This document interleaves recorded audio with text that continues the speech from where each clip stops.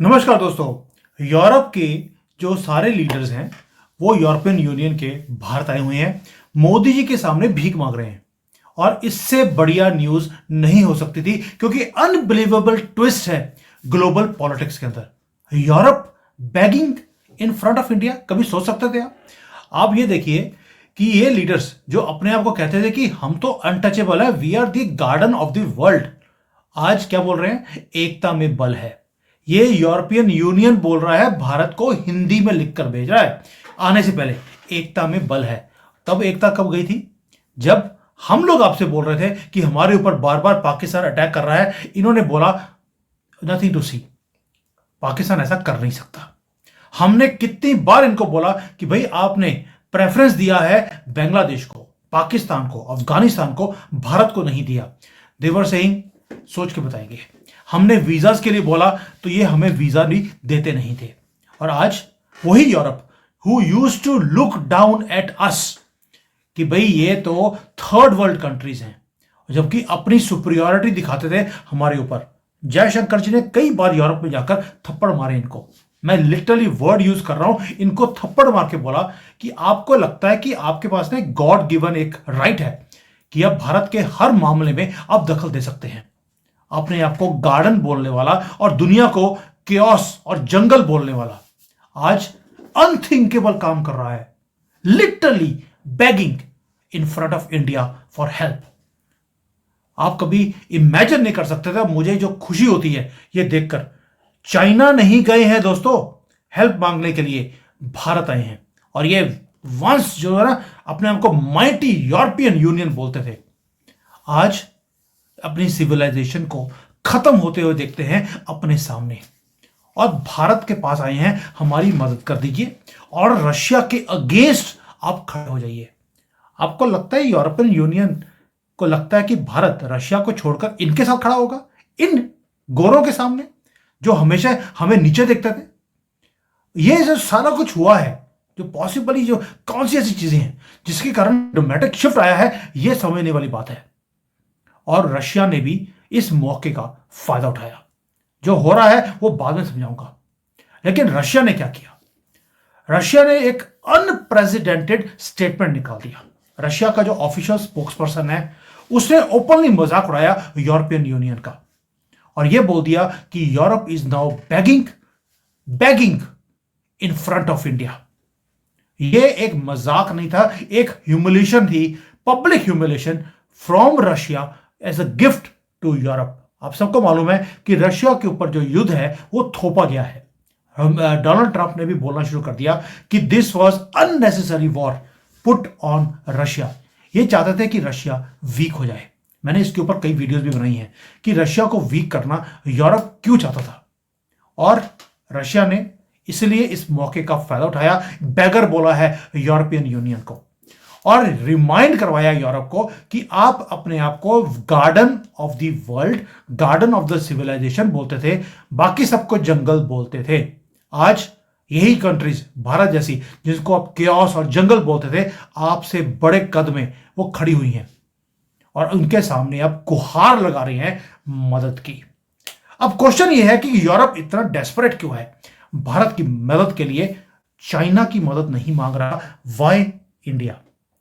दोस्तों, ये जो पूरा यूनियन है 27 कंट्रीज का, दुनिया की रिचेस्ट नेशंस है ये, फिर ये डेस्परेट क्यों है? रीजन है जियोपॉलिटिकल मेस जो यूरोप ने क्रिएट कर दिया अपने आप के लिए। यूरोप ने सैंक्शंस किया रशिया को, यह सोचकर कि हम रशिया की जो इकोनॉमी है उसको क्रिपल कर देंगे और रशिया इनके सामने घुटने टेक देगा यूरोप के सामने।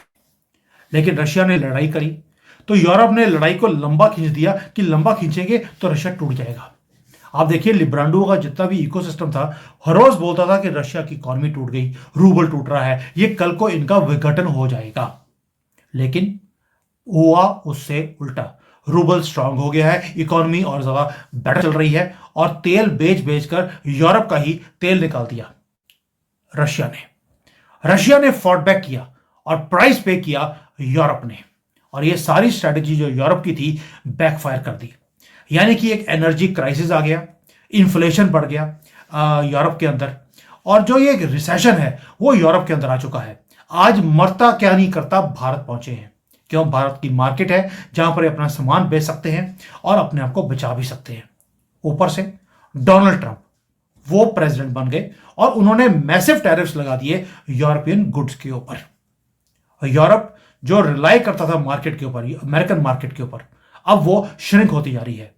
अब यूएसए से सपोर्ट नहीं है, चाइना का अपना बुरा हाल है। यूरोपियन लीडर्स को भारत आना पड़ा और ये वही कंट्री है भारत जिसके ऊपर ये मजाक उड़ाते थे और हमें कटघरे में खड़ा करते थे हमेशा। उर्सला कल देखी गई हमारे जयशंकर जी के साथ। डेस्परेट विजिट है भारत की। आपको लगेगा यार ये विजिट्स तो होती रहती हैं, ये हिस्टोरिकल पहली बार है कि president of European union Ursula अपनी पूरी टीम को, जो कमिश्नर्स हैं, उनको लेकर भारत पहुंची है और मोदी जी से मिलने वाली है। ये एक डिप्लोमेटिक विजिट नहीं है दोस्तों, ये मिशन है डेस्परेशन का। ये नेगोशिएट अब करने आए हैं भीख मांगते हुए। पहले तो हम बोलते थे हम बराबरी पे बात करेंगे, आज we are standing tall, they are sitting in our feet. कभी सोच सकते थे कि भाई यूरोप को भारत की जरूरत पड़ेगी रशिया के अगेंस्ट खड़े होने के लिए, ताकि जो सैंक्शन यूरोप ने रशिया के ऊपर किया है भारत इनको सपोर्ट करे। हमने बोला इसके एक्सचेंज में अब हमें दोगे क्या? तो इन्होंने बोल दिया हम आपको लुक्रेटिव ट्रेड डील्स देंगे, रिलैक्स करेंगे आपके वीजास को और स्ट्रेटेजिक पार्टनरशिप आपको देने वाले हैं। और अगर इंडिया इसको विलिंगली इसको एक्सेप्ट करता है तो क्या भारत को, मैं आपसे पूछता हूं, क्या भारत को यूरोप की इस बात में फंसना चाहिए? और ये जो गेम, ये कार्ड्स हमारे सामने रख रहे हैं, क्या हमें वो पत्ते उठाने चाहिए? क्यों? क्योंकि जो हिपोक्रेसी ऑफ यूरोप है हम भूले नहीं हैं। एरोगेंस हमने भी यूरोपियंस की देखी है, सहन की है, और आज इन्हीं की जो एरोगेंस है वो जो बोलते हैं कि मुंह पे थप्पड़ मार के निशान पड़े हैं, वो वाला हाल है। ये झुक कर बात कर रहे हैं भारत के सामने। दोस्तों मैं बार बार आपको याद दिलाता हूं, ये हमें थर्ड वर्ल्ड कंट्री, गरीब, लाचार, टूटा हुआ कंट्री, ये हमें देखते थे और अपने आप को ये कहते थे कि यार हम तो ब्यूटीफुल गार्डन है, और हमें क्योस बोलते थे। और आज टेबल्स टर्न हो चुके हैं, इनकी कंट्रीज क्योस बन चुकी हैं जब से इन्होंने इमिग्रेशन को ओपन किया इन अशांति वाली कौम के लिए, जिन्होंने पूरे यूरोप की इकोनॉमी का भट्ठा बढ़ा दिया और इनकी कंट्री को रुइन कर दिया है। लाखों लड़कियां रेप हो रही हैं इनकी अपने कंट्री में, और ये कुछ भी कर नहीं पा रहे। और ये जो दुनिया के ऊपर अपनी टर्म्स को डिक्टेट करते थे, आज भीख मांग रहे हैं हमारे सामने सपोर्ट के लिए। दोस्तों ये सारा जो ड्रामेटिक रिवर्सल हुआ है, ये जियोपॉलिटिकल शिफ्ट ही नहीं है, सिंबॉलिक भी है। सिंबॉलिक है, यूरोप की एरोगेंस टूटती हुई आपको दिखाई देती है। इनका जो माइंडसेट था वो था कलोनियल, कि भाई हमारे से सुपीरियर कोई है ही नहीं, वो शटर हो चुका है। दुनिया चेंज हो चुकी है और यूरोप स्ट्रगल कर रहा है अपने और एक्सेप्ट करने के लिए। उनके पास हिम्मत ही नहीं है जो न्यू रियलिटी आई है। ऊपर से रशिया ने टॉन्ट कर दिया, और टॉन्ट भी ऐसा किया है, message was loud and clear कि Europe's time at the top is over. और ये अब उसी कंट्रीज की गुडविल और सपोर्ट के साथ खड़ा होगा जिनको ये नीचे देखते थे, जैसे भारत, रशिया। और यूरोप ने हमें ऑफर क्या किया है? वो कहता है जो चाहिए मोदी जी हम आपको देने को तैयार हैं, बस हमें बचा लीजिए। हमें वो लुक्रेटिव ट्रेड डील्स देने को तैयार है, स्ट्रेटेजिक पार्टनरशिप मैंने पहले बताया आपको, साथ में हमारे साथ फ्री ट्रेड एग्रीमेंट की बात भी वो कर रहे हैं। बस एक ही गुहार है हमारे से कि आप रशिया से तेल खरीदना बंद कर दीजिए, गैस खरीदना बंद कर दीजिए, ताकि रशिया घुटनों पे आ जाए यूरोप के सामने। उसके लिए ये सारे के सारे कबाल उठकर हमारे पास आया है। और भारत कंप्लाई करेगा क्यों? और भाई रशिया हमारा लॉन्ग टर्म एलाई है, उसने हमें डिस्काउंट के ऊपर तेल दिया और पिछले 3 साल से हमें वो डिस्काउंटेड रेट पर देता जा रहा है, जिसके कारण हमारी इकोनॉमी बची हुई है। और इंटरनेशनल प्लेटफॉर्म्स में यूरोप कभी भी हमारे साथ नहीं खड़ा हुआ, रशिया खड़ा हुआ। हम अपने ट्रस्टेड फ्रेंड को तुम जैसे दोगले लोगों के लिए हम छोड़ देंगे? इतने बेवकूफ नहीं है हम, और एक कांग्रेस की सरकार नहीं है कि इनकी राजीव गांधी फाउंडेशन में आपने पैसे भेजे और वो आपकी तलवे चाटने लग जाएंगे।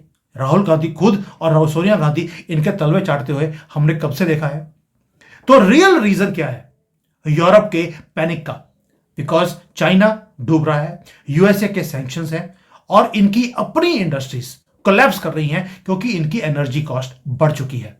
और भारत इनका आखिरी सर्वाइवल का एक ही होप है। होप बोल रहा हूं, Bharat is the only hope. और Europe is not only asking for partnership, they are begging for a lifeline. और मोदी जी करेंगे क्या? और दुनिया देख रही है कि मोदी जी अब इस पूरी कबाल जो आई है इसका करेंगे क्या। दोस्तों, गर्व से बोल रहा हूं, मोदी जी के हाथ में सारे कार्ड्स हैं आज की डेट पे।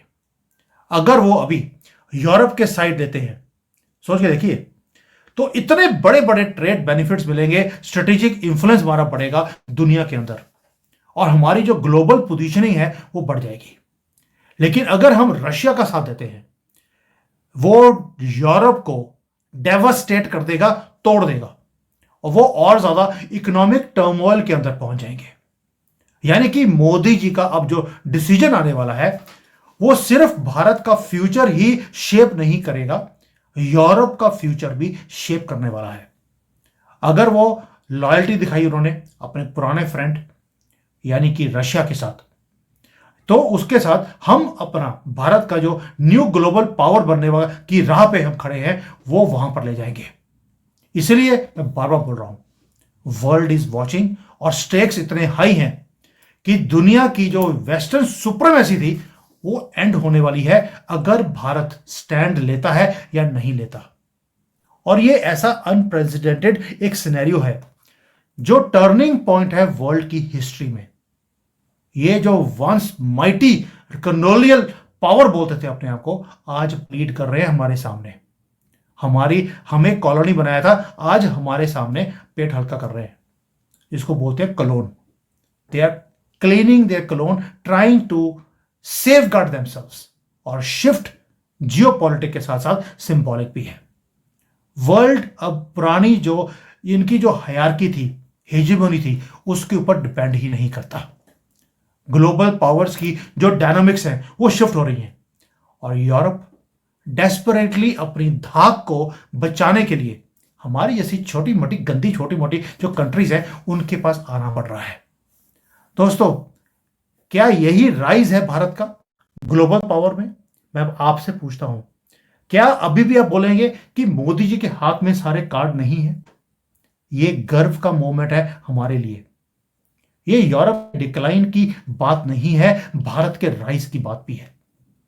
हमें जो ये दे हैव डिसमिस्ड अस, ये बार बार बोलते थे कि भारत के अंदर पोटेंशियल है लेकिन ये कुछ नहीं कर सकते। भारत ने सर्वाइव भी किया, और हमने we have arrived after surviving on the world stage. The only thing is, क्या जो ये हिस्टोरिक अपॉर्चुनिटी मिल रही है कि पूरे वर्ल्ड की जो ग्लोबल ऑर्डर है उसको चेंज करने की, रीशेप करने की, क्या हम इस मोमेंट को सीज कर सकते हैं? बिल्कुल। एक चीज मुझे पता है मोदी जी के फॉलो करने के बाद, कि जियोपॉलिटिक्स के अंदर कभी भी कोई चीज स्टेबल नहीं रहती है, सेम नहीं रहती है। कभी इंग्लैंड वर्ल्ड का राजा था, फिर जापान बढ़ गया, फिर अमेरिका हुआ, फिर यूरोप आया, फिर चाइना आया, अभी ये टाइम भारत का है। ये म्यूजिकल चेयर है, चेंज होती रहती है।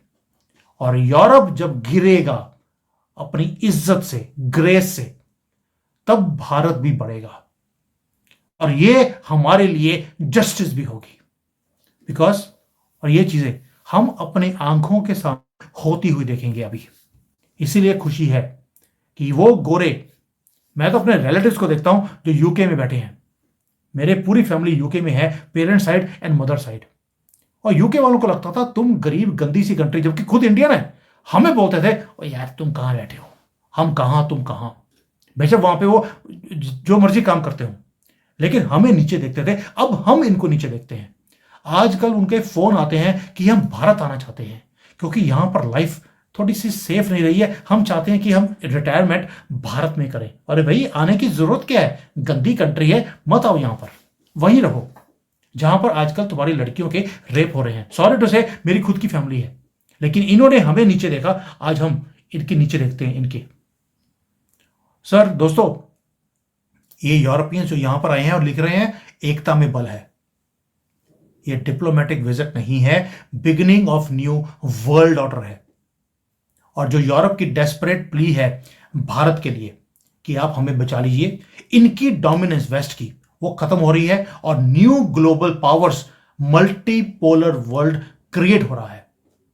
और ये जो ब्यूटीफुल गार्डन था दुनिया में, आज अपने गार्डन को बचाने के लिए भी भारत की जरूरत है इनको। हिस्ट्री इज बीइंग रीरिटन और दुनिया वॉच कर रही है इस ड्रामेटिक शिफ्ट को। और एक क्वेश्चन है जो बहुत ज्यादा लाउड है कि is this the end of western supremacy? ये मुझे इसका आंसर नहीं पता, आप बता देना कि क्या ये वेस्टर्न सुप्रीमेसी का एंड है और क्या this is the moment of pride for we Sanatanis. Thank you. जय हिंद, जय सिया राम।